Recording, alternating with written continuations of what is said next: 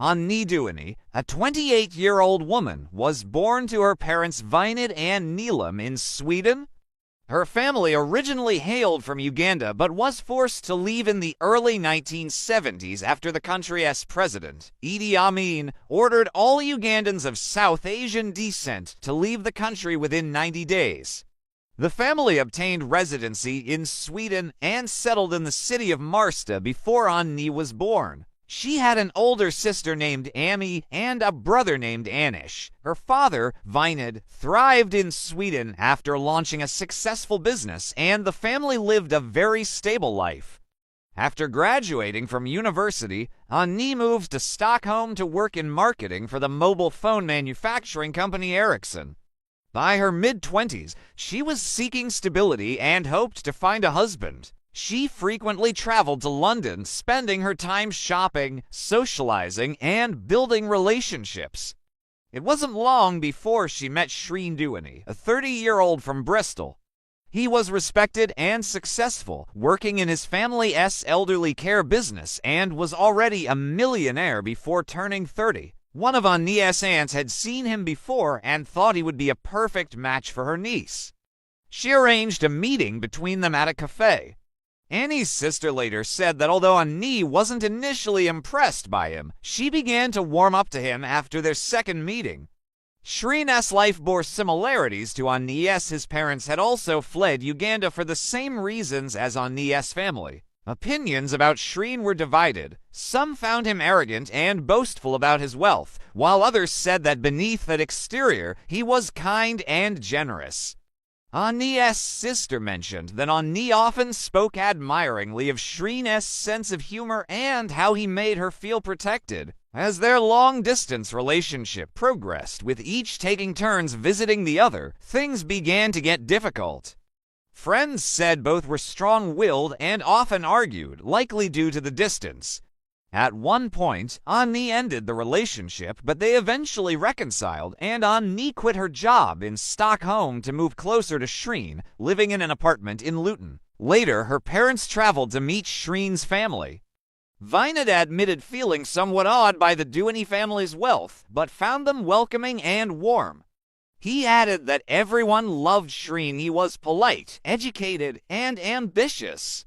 It seemed the relationship between him and Anni was strong. Vinod was told that Shreen did not believe in premarital sex, which Vinod saw as a sign of his religious commitment and dedication to Anni as his future wife. After the visit, and with both families' approval, Anni and Shreen planned to marry in October 2010. Hundreds of guests gathered outside Mumbai for their lavish 3-day wedding. Anni had spent 3 months in India planning it. Vinod said that although his family wasn't as wealthy as the Dewanis, he had been saving for his children's weddings since their birth and wanted to give Anni everything she dreamed of. However, despite the wedding's picture-perfect appearance, some of Anni's close friends felt uneasy. One friend said it seemed like Anni wasn't fully present, while another called the wedding a strange experience that didn't reflect the Anni they knew. After the 3-day wedding, Shreen and Anni Dewani prepared for their honeymoon. 3 weeks after their grand wedding, the couple traveled to South Africa for a 10-day honeymoon.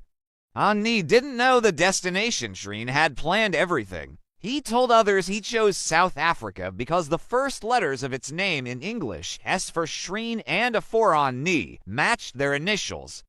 After busy days filled with activities, they arrived at Cape Town International Airport from Johannesburg on Friday, November 12th. Shreen looked for transportation and chose the cheapest local shuttle service. A driver named Zola Tongo stopped his small Volkswagen, and the couple began the 20-minute ride to the luxurious Cape Grace Hotel on the waterfront. Before dropping them off at the hotel, Shreen asked Tongo to wait so they could arrange for him to take them out the next night for dinner. Shreen said he wanted Tongo to show them around Cape Town, and Tongo agreed to act as their unofficial tour guide. The next day, they spent time at bars, drinking, and taking photos. Shreen had reserved a table at 96 Winery Road, one of the area's most famous restaurants. Tongo picked them up around 7:30 p.m., but on the way to the restaurant, Shreen and Anni decided they weren't in the mood for a big meal and wanted something lighter. Tongo said he knew the perfect place, took them off the highway just before 9 p.m., and eventually brought them to the Surfside restaurant in Strand. They didn't stay long before Tongo returned to pick them up around 10:30 p.m. Shreen later said Anni was excited to see the real culture of parts of South Africa, especially nightlife in poorer towns, and insisted Tongo take them to experience it. The three drove to Gugulethu, an area with an extremely high crime rate. Locals said it was rare for anyone to leave their homes after dark, let alone for tourists to visit. Between 2005 and 2010, over 700 people were murdered in Gugulethu, an average of one killing every 2.5 days over 5 consecutive years. Police said they themselves wouldn't enter some of these towns without a large group. At 10:45 p.m., Tongo stopped at an intersection, and suddenly 2 armed men rushed toward the car, banging on the windows. They forced their way inside and eventually made Tongo get out. One of them drove the car for nearly an hour while the terrified couple clung to each other in the back seat. The men took Shreen's watch, phone, and Anni's jewelry. Eventually, the car stopped, and the driver said they didn't want to harm the couple and would release them, but separately. Shreen was thrown out onto the road, and the gunmen sped off into the night, leaving Anni in the back seat. At 10:30 p.m., a man opened his door to find Shreen standing there, crying and asking if there was a nearby police station to report a carjacking. He had spent time stumbling along the road in the dark, going door to door. The man said he asked for details, but Shreen was so vague and distraught he couldn't remember much. Police arrived shortly after and took Shreen to the crime scene, where they began driving around the area trying to piece together the story. They quickly found the taxi driver, Zola Tongo, who had also reported the kidnapping. Everyone then headed to the Cape Grace Hotel. The hotel manager spoke with both Shreen and Tongo and remarked how strange it was for someone staying at a luxury hotel like the Cape Grace on their honeymoon to want to tour dangerous neighborhoods in the middle of the night. Soon after, Vinod received a call from Prakash Dewani in Bristol informing him that Anni had been kidnapped. Vinod was confident they could pay any ransom to save his daughter. Then he received another call, this time from Shreen, who apologized for failing to protect Anni. Vinod booked the earliest available flight the next morning. Meanwhile, police received a call from a resident in Kayelitshaw, about a 20-minute drive from Gugulethu, reporting a gray Volkswagen parked by the roadside all night. At 8 a.m., police arrived at the vehicle. Anni Dewani's body lay stretched out on the back seat. She had been shot once at very close range in the neck, with the bullet lodged in the seat.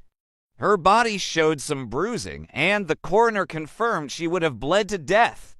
Tragically, her father heard this news while boarding his flight from Amsterdam. He said he spent the flight feeling completely numb. The next day, he met Shreen at the Cape Grace Hotel. One of the officers who arrived at the crime scene that morning said he immediately knew this wouldn't be a simple case. He said Tongo should have known the area well enough to understand its dangers and might even have recognized the 2 men. You wouldn't drive tourists there in broad daylight, let alone at night, so why did you do it? The officers asked. Tongo replied, they insisted. But Anni's sister said she simply couldn't believe Anni would want to do that, as she was well aware of the potential dangers. The officer interrogating Tongo questioned why the 2 men left both Tongo and Shreen unharmed, knowing they would likely go straight to the police to identify them, while Anni alone was killed. This doesn't add up for me, the officer said. Anni Dewani's murder was shocking. Residents of Cape Town and South Africa at large said that despite the high crime rate, this case was horrific and brutal by any standard. The story dominated the news and received massive media coverage worldwide. Authorities dedicated significant time and resources to the case. Initially, Zola Tongo was very cooperative with police, eager to answer their questions. The case moved quickly, and the two kidnappers were soon found. Fingerprints inside and outside the car led police directly to a man named Zalo Mangini, who had been arrested years earlier, and his prints were on record. He was arrested at his home, and during the search, police found a phone stuffed between the mattress and bed frame. When asked whose phone it was, Mangini said it belonged to the taxi driver, Zola Tongo. Mangini almost immediately admitted his involvement and told police the third suspect was 26-year-old Mziwama Doda Quabe. Quabe was found 2 days later, by which time Shreen had already returned to the UK. During Kwabe's interrogation, he added a new third name, Mond Mbolombo, a receptionist at another hotel.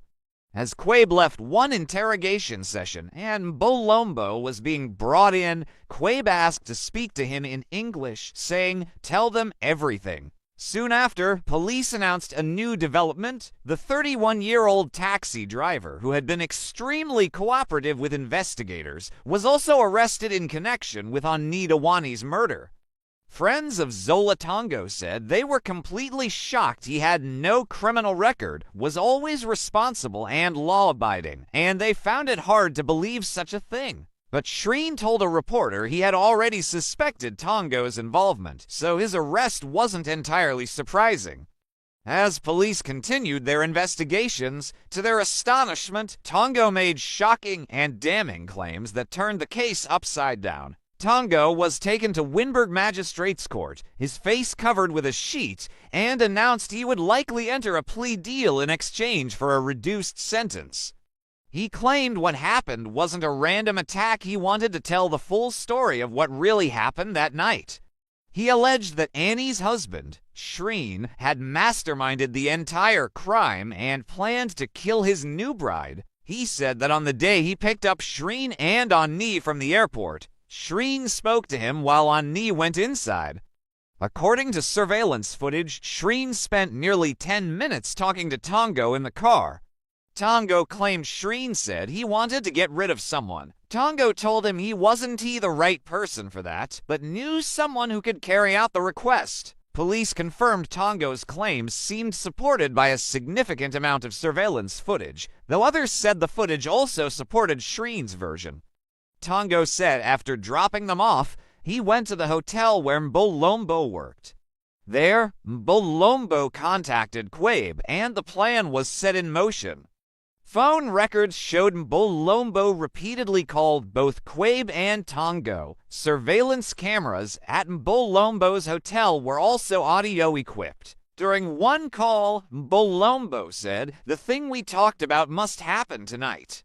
Tongo said he met Shreen before noon on the day of the crime so Shreen could transfer money, leading him to a place with a better exchange rate than the hotel. Vinod said he called to speak to Anni, but Shreen answered, saying he was at the market exchanging money. Vinod didn't think much of it and only asked Anni to call him later. Tongo reported that outside the Surfside restaurant on the night of the crime, Shreen took him aside and asked if he'd arranged things with the men. Tongo confirmed everything was set. While driving to Gugulethu, Tongo said he and Shreen exchanged several text messages. He alleged Shreen told him the money was in an envelope in the front seat pocket. Police confirmed the texts and calls between them through phone data analysis, but since Shreen's phone was never found, the contents of the messages may never be known. The case became a media frenzy, and no one knew what to believe. Anni's family faced a difficult and painful decision, but ultimately agreed to accept Tongo's plea deal, saying that despite their confusion, they just wanted the truth. Shreen's lawyers, some of the most powerful and successful in the country, said it was absurd to think Shreen would ask the first person he met in Cape Town to kill his wife, and that the prosecution's claims made no sense. They argued the evidence proved nothing concrete. Just over a month after Anni's murder, Zola Tongo was sentenced to 18 years in prison after entering a plea deal. Mbolombo and Quabe soon followed, both pointing fingers at Shreen Dewani. Quabe was also offered a reduced sentence in exchange for a guilty plea and a promise to testify against Shreen in any further criminal proceedings. He was later sentenced to 25 years. No deal was offered to Mangini, who later pleaded not guilty in court. Authorities said there was no point in offering him a deal since he couldn't provide additional useful information. His trial was delayed while he underwent surgery to remove a brain tumor, but he was eventually convicted and sentenced to life in prison. Quabe and Mangini's lawyers claimed their clients were mistreated and even tortured by police due to the intense pressure to solve the high-profile case. Police denied all allegations. Receptionist Malombo admitted his involvement, but received full immunity from prosecution in exchange for truthful testimony against Shreen, a move that shocked many, given that he was the one who contacted Quabe and arranged the murder. Malombo said, "I want to make it clear here that Mr. Dewani knew everything from start to finish." Soon, Shreen found himself arrested in Bristol on charges of conspiring to kill Anni, with South African authorities seeking his extradition. Despite what the men were saying, there was no clear motive. People said Shreen wouldn't have gained financially from Anni's death. There was no life insurance policy, and by all accounts, the couple had no marital problems. However, an interview with the British tabloid The Sun gave South African police a potential motive if Shreen was involved. Anonymous emails were sent to The Sun suggesting Shreen was gay. Some claimed he paid a male escort for sex. A man named Leopold Leiser, known to clients as Mr. German. Leiser told The Sun that Shreen confessed to being in a relationship he needed to escape. Shreen and his family maintained this was nonsense, saying he was very happy with his new bride. "Why would I want to kill the girl of my dreams?" Shreen said. But police began speculating that perhaps Anni discovered during the honeymoon that Shreen was hiding this secret about his sexuality, triggering subsequent events. Though Vinod initially defended his son-in-law against any suggestion of involvement, he later admitted that over time, doubts grew in his mind. "I've spoken to my son-in-law, and there are more questions than answers," he said. One reporter noted this wasn't a typical crime, far from it. A major red flag was that the car was left intact instead of being burned or sold. Vinod said Shreen often gave different accounts of what happened that night, with varying timelines and details. For example, Shreen initially told authorities Quabe and Mangini took all of Anni's jewelry, but after Anni's body was found, he called an officer and asked him to check the back seat, where he'd find Anni's £25,000 engagement ring. When asked why he hadn't mentioned this in his original statement, Shreen said he was in shock at the time and now wanted to amend his account. Shreen also hosted a pizza party the night before Anni's funeral, which Vinod found highly inappropriate and disrespectful. Shreen was sent to the Priory Hospital in Bristol, where he was said to be suffering from depression and PTSD. Publicist Max Clifford said Shreen had lost 28 pounds since his wife's death and grew weaker by the day. After a brief period, he was detained under the Mental Health Act. Due to his psychological issues, his extradition hearings were delayed for a long time, but finally began at Westminster Magistrates Court in London. On the first day of his trial, the court heard more about his sexuality. In a written statement read by his lawyers, Shreen admitted that despite previous denials, he was in fact bisexual. Anni's family expressed disappointment at not knowing this about him and said they were prepared to sue him for dishonesty. A list of omissions released by the court showed Shreen had browsed gay porn sites and dating sites during the honeymoon just hours after Anni's body was found. The prosecution argued this, along with statements from Mr. German Leiser and others, clearly showed Shreen was torn and desperate to hide a major part of his life. They emphasized it wasn't about his sexuality itself, but conversations where he expressed a desire to escape the marriage. More witnesses came forward for the prosecution, saying Shreen and Anni's relationship, however perfect it seemed, was far from it. Anni had sent many texts to her cousins saying things like, "I hate him. I fight a lot with Shreen. I told him I am going home. I wish I'd never agreed to the engagement." One particularly sad message read, "Crying has become my new hobby." A day into the honeymoon, she sent another, "I am really trying. He is a very good man in all ways, but I'm not happy with him at all." Others said any disagreements were normal and trivial, and perhaps the stress of planning a big wedding had left Anni exhausted and more emotional. The prosecution's star witness was Zola Tongo. Police and prosecutors said the entire case hinged on his testimony. He was the only one who could speak to the alleged conspiracy, as the only person who had spoken directly to Shreen. One clip showed Tongo and Shreen talking in the hotel lobby the day after Anni's murder, with a cleaner visible in the frame. Tongo claimed this conversation was Shreen asking him to give the person privacy. After the cleaner left, Tongo alleged Shreen asked, "Was the job done?" Tongo warned him there was a camera right above them. Shreen glanced at the camera for a second before looking away. Shreen said this was an entirely innocent conversation. More footage showed Shreen and Tongo meeting again at the hotel. Shreen, sitting with Vinod in one room, carried a white envelope or package, followed Tongo to another room away from Vinod and other guests, then left empty-handed while Tongo left the hotel with the same package. The state believed this was the promised payment for the crime, but Shreen's lawyer said it was simply payment for his services as a driver. Some found this perfectly logical, while others questioned why the exchange happened in a private area away from cameras and Anni's father. It emerged that Tongo, Bolombo, and Quabe had committed perjury. Their testimonies contained conflicting narratives, and they admitted to lying in parts of their statements. This cast further doubt on an already complex case, and Shreen's defense grew stronger by the day, while the prosecution's case and star witness began to crumble. On the third day of the trial, Shreen's lawyers asked the judge to dismiss the case, arguing it was deeply flawed all before Shreen even testified. 4 years after Anni Dewani's murder, Judge Jeanette Traverso delivered a scathing statement criticizing the prosecution's case against Shreen, saying key witnesses' accounts were riddled with contradictions. She acquitted Dewani. Shreen said, "Because of these proven liars' evidence, a witch hunt was launched against me, and the pursuit of the truth about what happened that night failed." Anni's family was devastated.